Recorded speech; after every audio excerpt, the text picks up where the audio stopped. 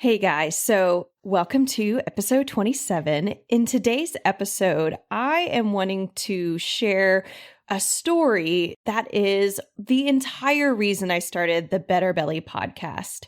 I know that a lot of times on our health journeys, we are looking for answers. We're looking for clues. We're looking for hope even. Has anybody ever gotten through or improved their condition somehow, even when usually the sources that we're already talking to are doctors or other healthcare professionals, maybe family members are saying, no, you can't get better. And we are relentlessly searching for answers. If you are listening to this podcast now, I imagine that you are looking for answers either for yourself or for someone else. Well, in this story today, I'm sharing one of my own stories, and it's not the first time that I've shared stories of mine on the podcast, but it is a story that is very recent. It is the most recent story that I have yet to tell that has happened in my life, because this happened to me over the last 3 months, since November up until literally the day I'm recording it. It's 2 days ago. This story kind of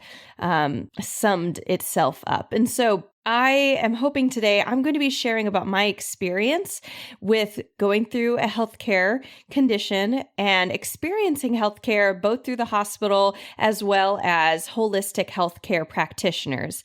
Kind of sharing how the hospital, the pros and cons of things that I experienced that were good, that were bad at the hospital through conventional healthcare providers, and the good and the bad of the things that I experienced through alternative healthcare. So this is a story about my pregnancy and my miscarriage. And for those of you, if you're listening, maybe you've never you never want to have kids, or you never had a miscarriage, or maybe you're a dude and you're like, oh my goodness. What I would encourage you as you're listening to this, don't just take away, this is a story on miscarriage. This is a story on having a health problem and trying to find solutions and answers by going through talking to both the hospital, conventional care doctors, as well as holistic, and what that means for us moving forward. So I hope this is an insightful episode. And I also hope that as you're listening to these podcasts, you're not just getting information. Oh, here's a supplement I can take, or here's some biology, chemistry I can now refer back to, but that you're actually hearing real stories, because those are what change people. Biology, our understanding of science changes all the time, and there is an unlimited amount of information out there.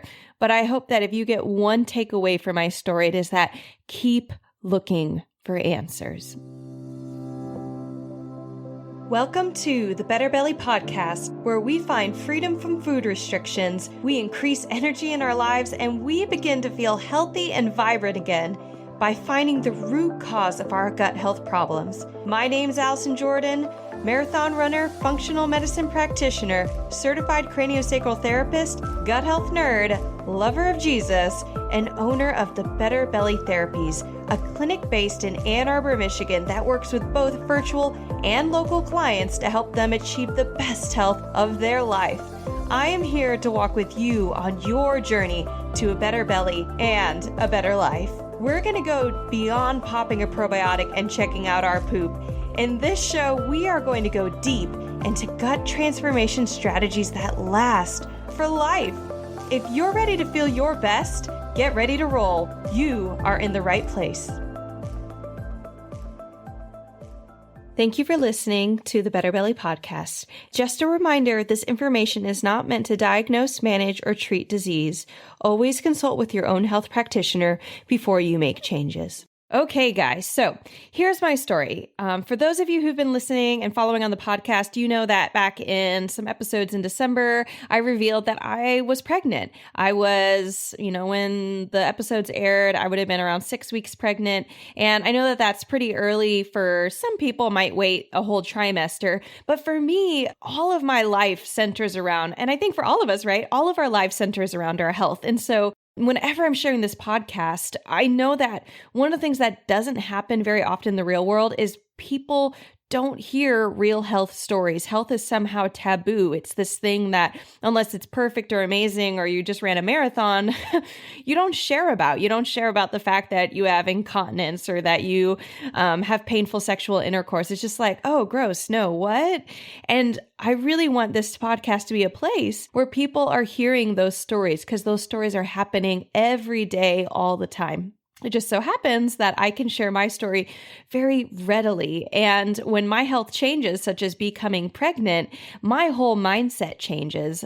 My whole life changed. My energy levels changed. My ability to do a certain number of things during the day. And so it's something that I was sharing with you of how pregnancy was going to be impacting 2021. Well, I knew that there is always a possibility and reality of miscarriage. This is the first time I ever tried to get pregnant. And most of my friends in the city that I live in have miscarried. It's just, it's a very common thing that happens to women at least once in their life. And so I went for my first doctor's checkup 8 weeks in, and on the ultrasound, they found that I had something called a blighted ovum. They actually didn't even find it on the first ultrasound. My first ultrasound, I didn't even have the best ultrasound available to me. I had this like smaller, dinkier one. And they're like, oh, it's kind of unclear what the image is. And I was like, great. That was my one free ultrasound. Like, it's the one ultrasound that comes with like most average. I've actually have pretty good healthcare for my state and where I'm at. And it comes with like a set number of ultrasounds with each pregnancy, essentially.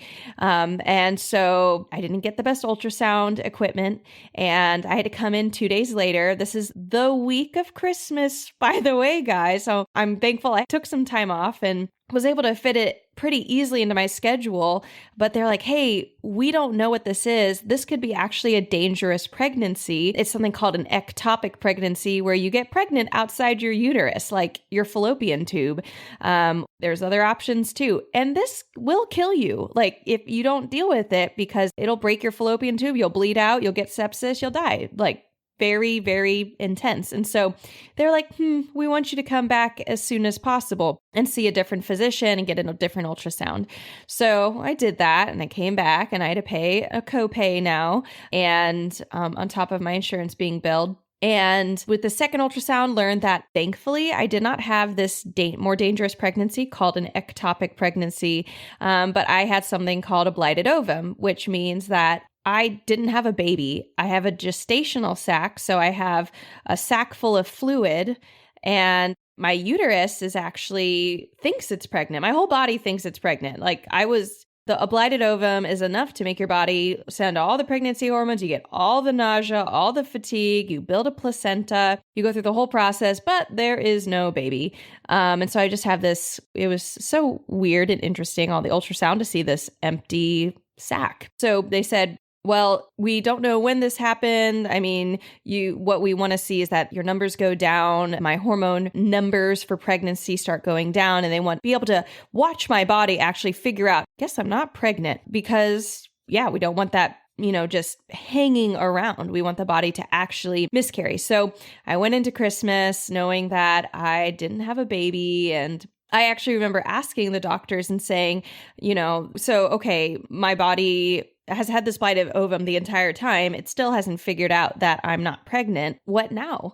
And they said basically, you can take a medication or you can get a DNC. It's a surgery, and it cuts off the tissue so that it forces it to all come out. And I was like, you guys know me, like my whole shindig is how can we do everything as naturally for the body as possible? There are antibiotics, like everything, it's very harsh, very intense, and it can save your life. I was like, for example, if I had an ectopic pregnancy, there is nothing other than surgery that's going to save your life, or a very intense medication that's similarly used to treat cancer, right? I'll use that if I have to save my life. But what about, is there anything else? And I asked my doctor. They actually got to ask 3 doctors because I had to go back to the hospital so many times for them to do blood work and check my hormones and do another ultrasound and make sure that blighted ovum sac wasn't growing. I asked every single doctor, and I had one nurse midwife that I said, hey, is there anything I can do to naturally encourage this to my body to kind of get a clue? And they're like, no, there's nothing you can do. Good luck, pal. And I felt discouraged, and I also didn't trust them initially. So one lesson that I find that is helpful as people are going through a health journey is don't just trust your doctor, even if you have 3 of them telling you something at face value. So I happen to have an acupuncturist that I already was seeing once a month for just general health, and she's a dear, dear friend of mine, and she actually specializes in fertility. I didn't start seeing her for fertility, but it's a fun coincidence, and she's a huge wealth of knowledge. And so I sent her a text and I said, hey, I'm had a miscarriage, and is there anything that you know that I can do to stimulate anything? And she said, hey, yeah, there's 2 things you can try, black and blue cohosh. So cohosh, Black cohosh I'd heard of with helping women going through postmenopause. It can also help with menstrual cramps and PMS, decreasing those symptoms. But then blue cohosh is, guys, don't just go and take it. Definitely talk to a health practitioner before you, especially blue cohosh, before you just take it for any old reason, because it's known in many ways typically to be used to induce labor. So either at a full-term pregnancy to induce labor or at a miscarriage. And so I started these 2 supplements. I went and bought some really high quality, easily digestible versions that were organic. So not dumping a bunch of toxins into my body from the plants being, grown with herbicides or pesticides. And so took that. You're supposed to take it for 3 days max. Otherwise, your body it whacks your body out. And I did it for 3 days and nothing worked. And so I also had talked with my acupuncturist, and she's like, hey, there are things we can do with acupuncture to stimulate the body to try and help it get a clue to go into labor. And so I think it was about 5 days later, and all of this being that I'm waiting. Since seeing my conventional doctors who said there's not a chance that anything else is going to help you give labor other than medication or a DNC surgery. I was like, oh, I don't want either of those. And the funny thing is even the medication, they said that there was a chance that it wouldn't work. Woohoo. I have a history of medication not working for my hormones that doctors give me. So I was like, okay, I really don't trust that. I'm really hoping the acupuncture works. So my friend squeezes me into her schedule. We do a session. She uses some points. If you guys have never tried acupuncture, it's a really, really interesting therapy. So typical acupuncturists you talk to, they'll talk about Chinese medicine terms. And so that for our Western brain, it's unfamiliar, maybe sounds kind of voodoo-y or woo-woo, and that can make it hard to engage with. But they'll, if they're more Chinese medicine in the way that they think, they'll talk about meridians and acupuncture points and all this stuff. But on a Western medicine level, they've actually been doing more and more studies. I mean, as our technology has advanced on how the body actually works, the nervous system, our fascia, our organs, we've found that acupuncture stimulates connective tissue called fascia. If you don't know what fascia is, you definitely want to listen to a couple more of our episodes, especially things like episode 1. We'll put some link in the show notes. But fascia, it's connective tissue that is throughout our whole body. It surrounds our organs. Nerves pass through it. Blood vessels pass through it. It is the connective matrix network of our entire body. So it affects fascia, it affects our blood flow, it affects our nerves, and it affects our immune system. And this is all through stimulation of those areas. So we can affect the brain, we can affect the spinal cord, we can affect something called our hypothalamus pituitary axis, which is, there's hormones involved, there's adrenal glands involved, and it can affect our smooth muscle, which is the muscles of our organs that moves, and it can affect our stress response.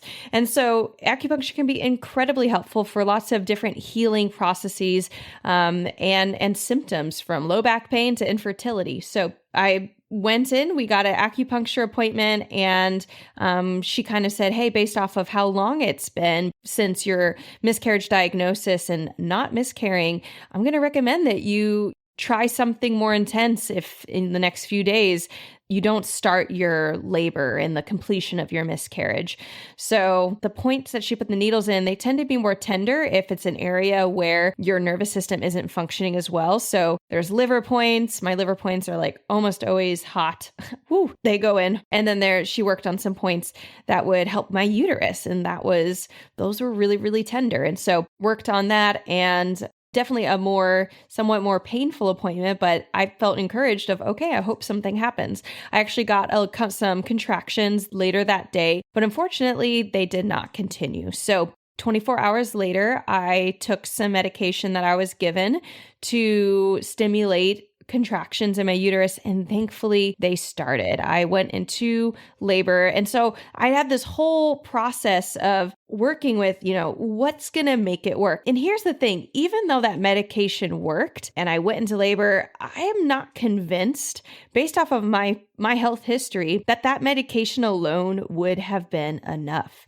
I really believe that when you have these conjoint, people talk about with cancer treatments, for example, getting both, the chemotherapy, but also getting craniosacral therapy or getting acupuncture, doing other complementary modalities to help the body heal. And one of the most amazing things about alternative medicine is that the whole mindset is that we assist the body to heal itself. Ultimately, you cannot heal the body. And I think that conventional medicine with, how things happened in history when we figured out penicillin and stuff, we got really excited, like, we can force the body to heal. We are the body's healer. I can control the destiny of my body. And I think we still feel that way sometimes about, if I just control my food enough, or if I just control certain things about my life enough, I'll have a healthy body. And the fact is, we need more information. Like, why was my body not going into labor? I still don't have an answer from a single doctor. They don't know why bodies go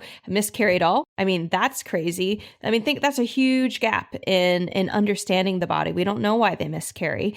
We don't know why you can have a partial miscarriage where the baby stops growing, lack of heartbeat, all that, blighted ovum, ectopic, all of that. They don't know 100% how to predict it or even stop it from happening. They just know, sometimes it doesn't happen. And sometimes you don't even pass the miscarriage. And so there's so many gaps in conventional care. And I understood that from my doctors. I understood that they probably wouldn't know about blue and black cohosh. Did that potentially help my hormones be prepared for the medication? Yes. Did the acupuncture potentially help my nervous system and my hormones and my body be prepared for that medication to work? Yes. There's also a possibility. I know some women who I actually, after hearing about black cohosh, dove into my network and said, hey, anyone heard of black cohosh before? And some said, I've either personally taken it or I've had a client take it to support a miscarriage completion. And it either, they said, for some of their clients, they'd had multiple miscarriages. And when they took the black cohosh, their miscarriage was less painful. So who knows, that maybe my miscarriage was less painful than it would have otherwise been. It was plenty painful on my mind. But I mean, that's to be expected when you're basically passing. It's very difficult to say that you're going to have any labor at all and it not be painful at all. That's a story for another day though, guys, because I do know some interesting stories about painless labor, but that is not voodoo or woo-woo. But it comes from the country of Africa. That being said, what I experienced in the hospital and what I experienced with my holistic approach of herbs and acupuncture, exercise, things like that to try and stimulate my uterus to contract, those were all helpful and they were all important. And I'm so glad I didn't just trust my doctors or just say, well, I guess there's nothing else. I mean, I was definitely disappointed when I was like, they really don't have anything else to say. I was also frustrated when I didn't get the best ultrasound the first time. Kind of like, okay, that was my one free go. And if money were a tight thing for me, and if I wasn't prepared, you guys already know that me and my husband set aside a lot of our money, I'd say, compared to maybe the average person, or it seems that a lot of people don't put any money aside. We put money aside for things like this. And it could have been really frustrating if we didn't. It was around Christmas time. We had spent extra money on things like presents or travel or extra food for extra festivities. And yeah, it was people don't spend as much money around Christmas other than on Christmas related stuff because they don't have more money. So we had to end up paying $180 worth of co-pays between all of those things. And so it's like, oh, well, insurance covered so much. I'm like, yeah, but I paid $200, where I actually, for between my acupuncture and the herbal supplements, I paid less than that. And so insurance, there's a place for it. There's a place for having insurance and having FSAs and HSAs. If you don't know what those are, you definitely want to check out our episode from earlier in January. I'll link it in the show notes, but we talk all about why we have a hard time paying for our health or basically investing in our health. And we also talk about methods that you can implement to make it easier to intentionally plan to pay and invest in your health. And there are things called FSAs and HSAs. They're wonderful. And we talk about that in that episode. They might be available for you through your insurance. But back to that, I definitely paid less for my acupuncture and the herbal supplements than I did for, all the doctor's appointments. Of course, it would have been much more expensive for the doctor's appointments without insurance, but that is a moot matter and totally other topic. So, I had pros and cons. Did my alternative care 100% do everything I needed? No. Was it moot? Did it completely not affect me? I don't think so. I think it definitely impacted my process being complete.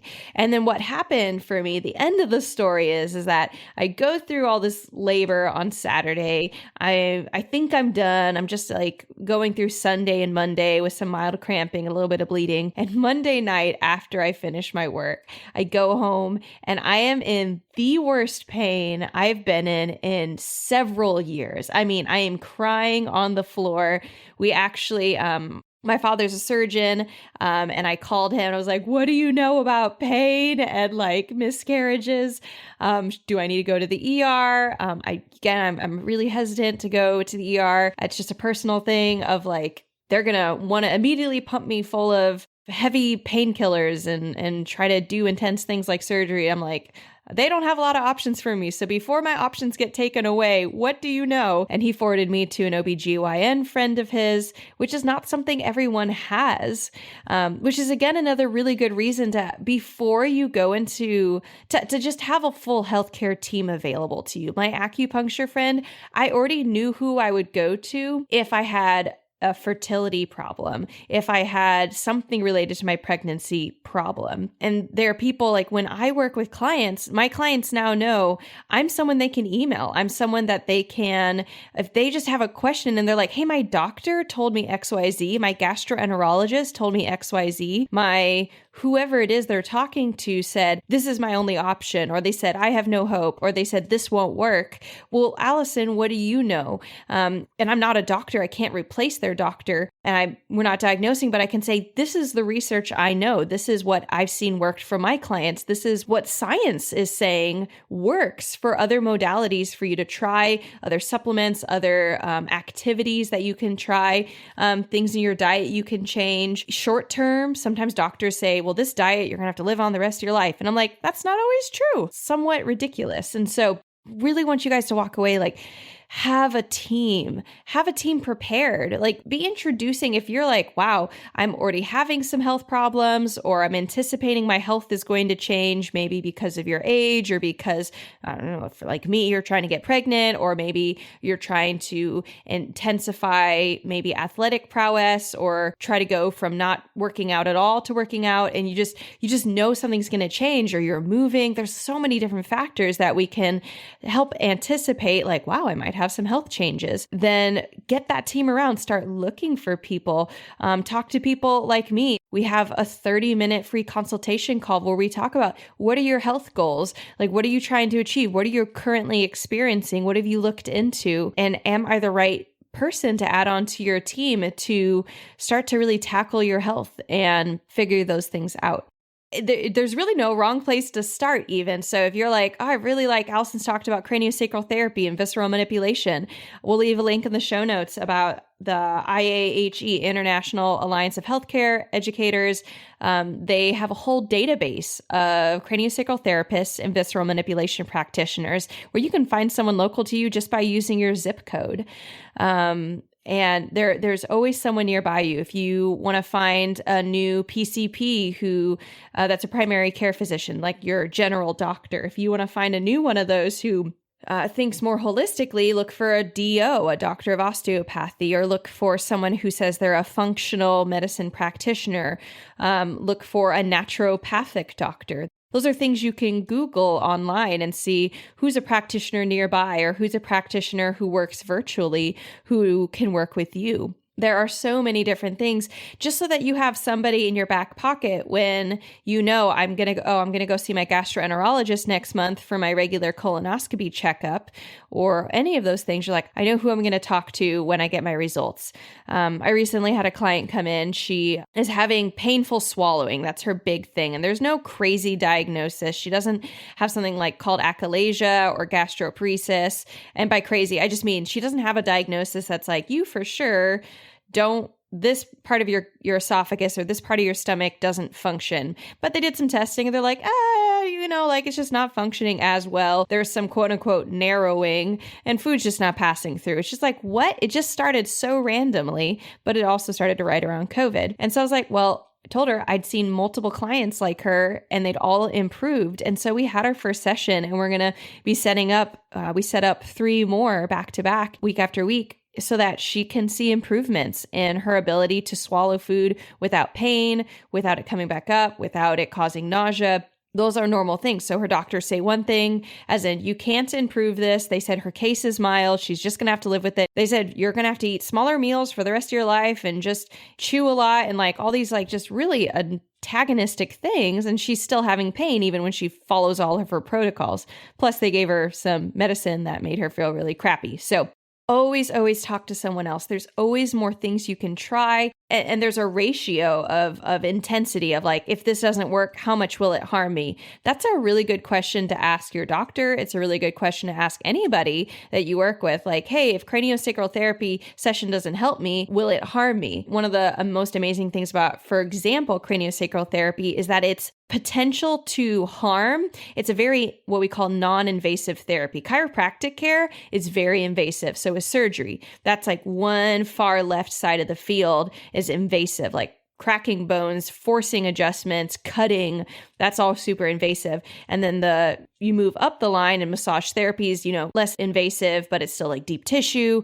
I know lots of people who've been harmed, bruised, had muscle injury from getting too harsh of a massage. And then craniosacral therapy, because of how uninvasive it is, that's part of why it's so healing for so many people, but also the likelihood that it's going to harm if it doesn't work is much, much lower. So it's like, I don't know, you try it, maybe it's like, oh, that was my time and my money didn't work. But that is no different than the fact that I, spent time and money at the hospital getting ultrasounds and they didn't have answers for me right away. I had to get 3 ultrasounds and 3 layers of blood work because it just takes more data.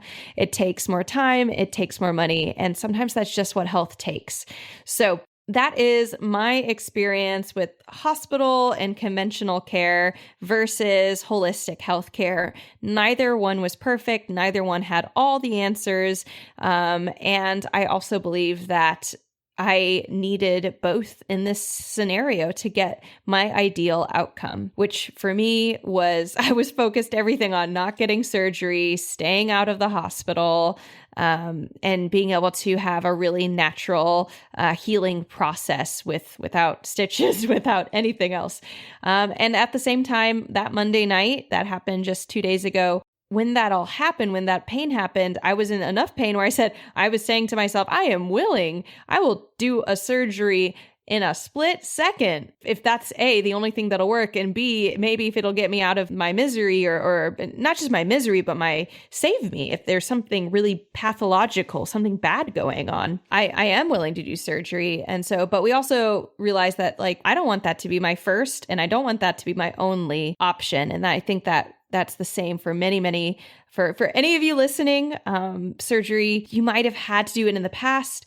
You might still do it in the future. I might still do it in the future, but just realizing that you want to come to a point where before you hit that 10 out of 10 pain that I was in, so intense, I knew that I wanted to have that commitment against surgery weeks and months in advance, so that when that 10 out of 10 moment came, I knew I had prepared. I had prepared and done everything I possibly could so that I could either avoid surgery, which I successfully did, or so that I could at least know, I did everything I possibly could to keep my body as healthy as possible. And hopefully that would help me even heal faster or better after my surgery if I got one. So the number one takeaway from this episode is keep looking.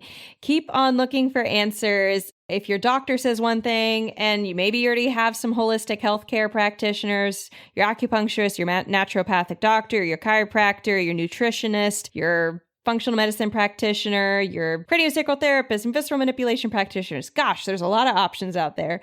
Definitely didn't cover them all. No matter what they say, if you're not comfortable with the method that they're suggesting, if you feel like you're not getting results once you try it, or if you want to just do some research before you dive into something, maybe because of its cost or because of the time it takes, or just concern of its potential to harm you, do some research, talk around, talk to friends, find other practitioners, and talk to multiple practitioners even. If you don't like one chiropractor because he seems like a jerk or shifty or pompous, maybe he is. Go find another one. So that is it. Keep on looking for your healthcare, guys. There are answers out there, and there is a good and beautiful solution to your health. I totally believe it. I have seen it myself in my own body. I've seen it in my own clients time and again. The only reason I have a job is because people are not getting solutions, and then they're finding them other places, and then they walk away super happy. I guess maybe I'll be out of a job eventually. We work ourselves out of a job when people actually get healthy, guys. I hope you enjoyed this episode so much. If you loved this episode, we have even more coming down the line. Subscribe so you get all of our upcoming episodes. And if this episode really touched you in a personal spot, I would love if you just reached out to us on our Instagram page. We are at Better Belly Therapies. Just send us a DM. I always check, they always sink into those little hidden message areas. I always check those, and I would love to hear if there's anything that you would like help with in your health. That is what we exist for, is helping people find more resources and more hope for their health. Also, if you listened to this episode and you thought of another person as you were listening, I would encourage you, take a screenshot and just open up your phone and text it to that friend right now. Just pause the episode, take that screenshot, think of that person, open up your text unless you're driving. Don't do it if you're driving. I cannot count how many times that I always have people saying, oh, you're a gut health therapist. I know someone who needs to hear you, needs to know about this work. So send that friend you thought of a love note to their gut and share this podcast with them. Other ways that you can support this podcast, if you love the episode, if you've been listening for a while, if you love the work that we have, is to leave a rating and review. It helps us so much when anybody leaves a review and just shares what you've been learning and how much you love this podcast, and it helps other people find the podcast as well. We just love connecting with our listeners. If you want to find us on our Instagram page, again, we will communicate with you. We love talking with you. And in the meantime, remember our one thing we say at the end of every single podcast, which is miracles are immediate. We always want to be healthy as fast as possible, but healing, which is what most of us goes through, healing takes time. Have a great day, guys.